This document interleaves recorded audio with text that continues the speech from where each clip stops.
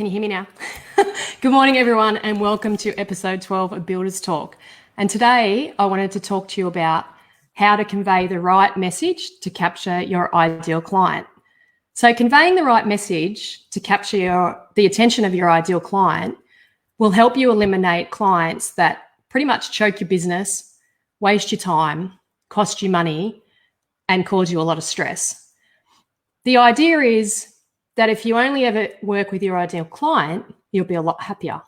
It will save you time, it'll save you money, and it will also save you a lot of stress. I spent years trying to work out how to only work with my ideal client.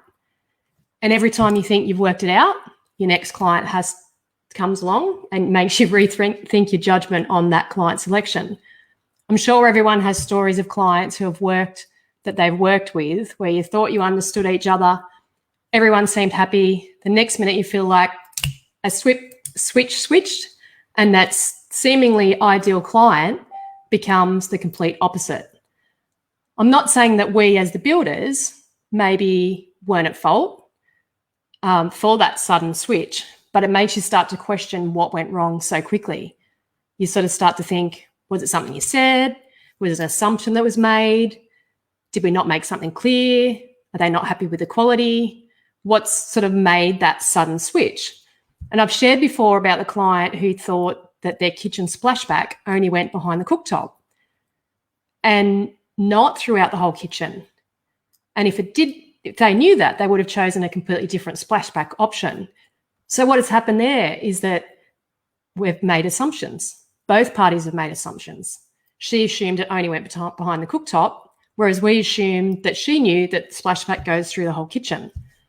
So unfortunately, we have all probably experienced these situations, and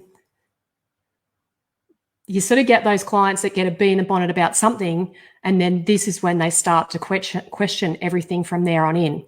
So in their eyes, we've broken their trust. Building a home for clients is very emotional for them, and they're making such a huge investment in trusting you to deliver their dream home exactly the way that they have envisaged it in their eyes. So how do you extract that vision and build it for your clients? If we had a crystal ball and we had a view of exactly what our clients were wanting, that would be fantastic. But we spend a lot of time, I guess, trying to work out what they're envisaging, what a client may tell you, and what you take from that can be two completely different things. And this is where I guess that trust starts to get broken, because they, maybe walk onto site and think that shouldn't be like that. But that would be, it's shown on the plan like that, but they have not seen it with their own eyes like that, because they've got a different vision from what you maybe have put onto paper. So there is a lot of talk about qualifying your ideal client to get rid of these tire kickers that do waste your time. But I've found it's not just about qualifying, it's also about who you're talking to and what you're telling them. So if you talk to builders that have been in the industry for a while, they'll always say they want to get out of the industry because they can't deal with the clients. So how do we make adjustments within our business to rectify this problem? Hi, MJ. And if you start, I guess, qualifying your client when they come to your business, you will eliminate some of them that are not a good fit for you and your business. But only qualifying them once they get to you, you are still wasting time. So you need to start this process before the prospective clients even come through your door or contact your business. So it starts with the message that you're conveying to attract your ideal client. When I say the message you are conveying, I'm referring to what are you saying to, I guess, capture the attention of that ideal client. Every time you create a social media post, what are you conveying?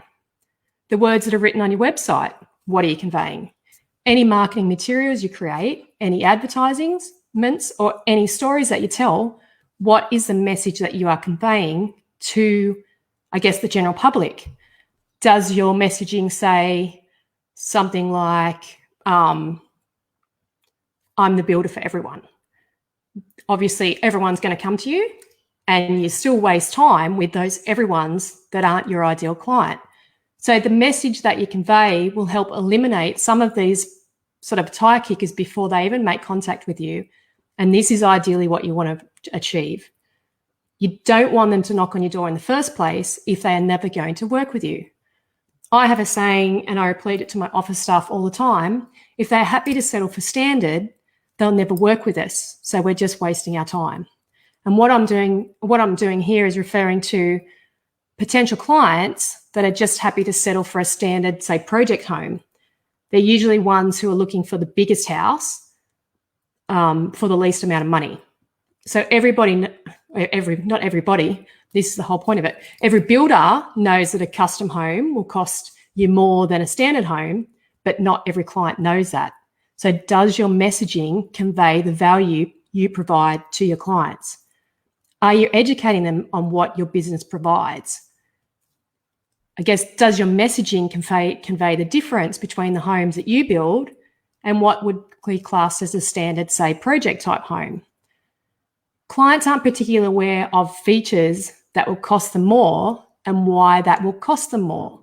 So how often do you have a client that comes in, they have a big wish list of wants, mostly features and not necessities?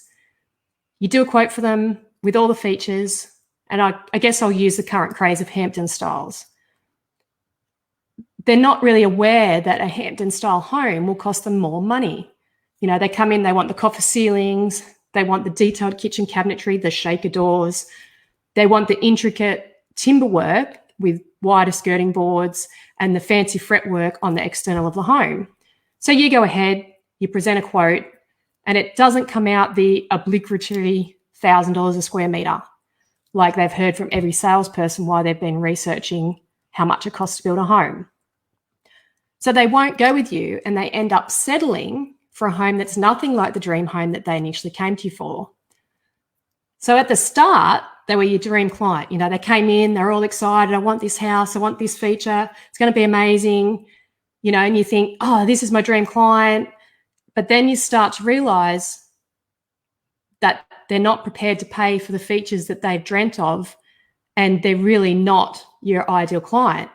So we need to have a qualifying process, as these type of people will slip through the process with flying colours because they're so excited, you know, they're so emotional about it that you think, oh, that they're not going to go with anyone else because this is the home they want. So there needs to be another layer of protection that'll protect your time, your money, and your stress. And this goes down to, are you conveying the right message for your business? So think about the ways you can convey a message that educates your clients of building with you, and put these messages everywhere. One message that I use to convey the benefits of particular features is to describe the feature that you're highlighting. So for example, let's highlight polished concrete floors. Everyone wants polished concrete floors, but when they get the cost of the polished concrete floor, they sort of go, not worth it. I'll just go with standard tiles. So you've only just said the polished concrete floors. So then what you need to do is you need to let them know what's better about a polished concrete floor than a standard option of tiles. So you might say something like, polished concrete is surprisingly warm under your feet as it absorbs the heat coming up from the ground. And then you want to have a statement in there that also says, well, what is the benefit to the homeowner? So if you have a tiled floor, it is quite cold under your feet, and that's because when you lay the tile over the concrete, you break the thermal connection. Therefore, the polished concrete is more energy efficient for your home and keeps your feet warmer. So using this method to convey why someone would have polished concrete floors as opposed to tiles is what you need to do, because they're not educated in the cost differences and the benefits of what that product can do for them. So sure, the polished concrete costs more, but if they don't understand that benefit, they're never going to pay for it.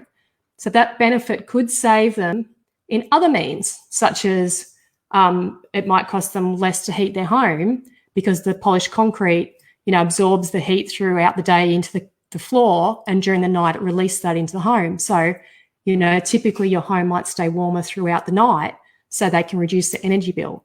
So this is one way to educate your ideal client on the cost to build.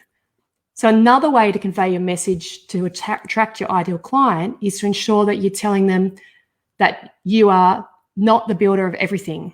So is your messaging saying to someone, hi, I'm a builder and I'm happy to build anything for anyone? Or is it saying, hi, I'm a builder and I'll only build a specific type of person or a specific type of home? And I've mentioned before about the specialist. And yes, you can be a specialist, but you need to walk the talk. But I've found that you still need to peel back that layer, and you need to be capturing the right type of client that you're also selling to. So you need to work out the type of person that you work best with. Are they retired? Are they first home buyers? Because every type of client has a specific requirement, and I guess this is a message that you need to convey. So some types of clients are easier or harder to work with. So do you prefer working with someone that is well versed on building, such as someone that has already built before? You know, have they been through the process? They know the costs, they know the potential issues that may arise. So they're more prepared throughout that process. So those type of clients might be a better client to work with because they've already, I guess, gone through the ups and downs and the hiccups, and they know what to expect. So I have on my website an actual survey that actually asks that question, have you built before? So when that client comes to me, I already know if they've built before. So that gives me the option to sort of go, okay, these clients have already built before. They probably know what's going to happen. They're going to probably be a little bit easier to work with. But you might prefer to work with someone that doesn't know anything, and you would decide, you'll educate them on your process and what needs to happen throughout the build. So each type of person comes with a different set of criterias that do need to be addressed within your business model. So if you want to know more about how you can add these different layers in your business to protect your time, your money, and your stress levels, keep an eye out for my program, the Custom Construct Code, as it covers how to, I guess, find these ideal clients. But until next week, keep powering your business. Don't you hate when you can't find the button?